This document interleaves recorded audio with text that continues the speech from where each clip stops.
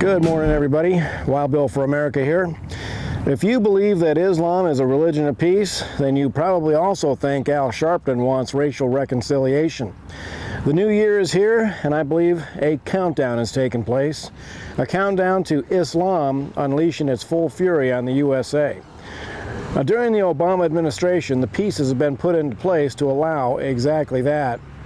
The commanders of Special Operations Speaks are some of this nation's finest commanding officers, retired, and they share my concern that Islam is by far the greatest threat this nation is facing. Since championing the search for truth about the Benghazi massacre, Special Operations Speaks has been carefully considering the threat of Islam to the United States. The horrible World Trade Center attack was just an appetizer, and now Islam is gearing up to serve the full course. This year, Special Operations Speaks is going to expand its mission and will be calling on all concerned Americans to deal intelligently with the ticking time bomb of Islam. What is Barack Obama's role in all this? I do not know. But I do know that as soon as he became president, he shut down federal investigation of mosques in the USA. Why is that significant? Because every Islamic attack in the world can be traced back to a mosque. The Islamic mosque is not just a place of worship. A mosque is also a military outpost for the recruiting, training, and sending out of jihad killers. Do all mosques train terrorists? No.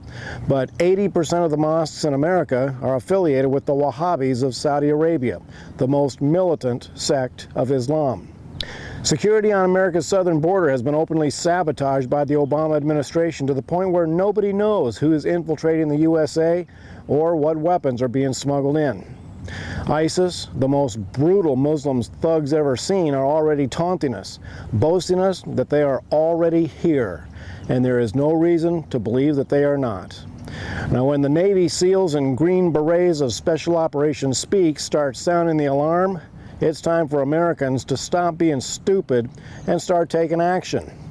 Unfortunately, there are a lot of useful idiots in the USA who believe the lie that Islam is a religion of peace, and more than a few collaborators who know what's coming, but they help Islam anyway.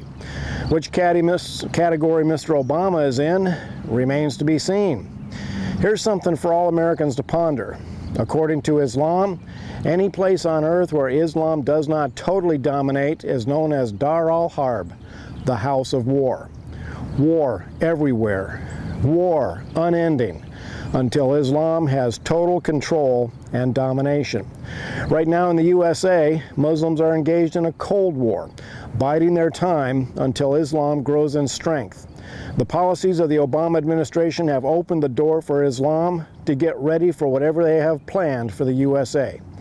For decades, the agents of Islam have been infiltrating our government, our schools, and our law enforcement communities. Every attempt to identify these threats is met with howls of indignation from the media and even our own elected officials, useful idiots and/or collaborators. So what do? We do what Americans always do. We fight for freedom and we defend our children. There are over 2,000 mosques in the USA, and studies show that at least 80% of them preach jihad. Need ammo? Read the sedition laws of the federal code. It is a felony for any person to call for the violent overthrow of the United States. Sedition is practically the definition of Islam.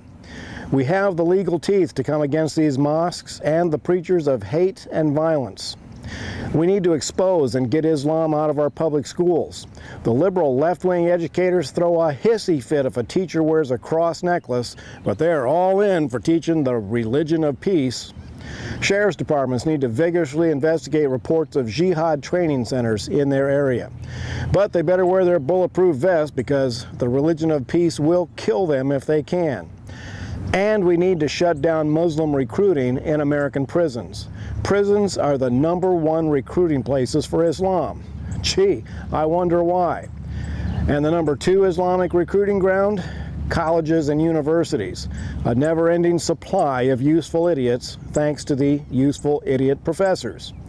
There's a lot that we can do, and since the government isn't doing it, well, we the people better step up. This is Wild Bill for America, and there will be more to come. Thank you for watching, and America bless God again.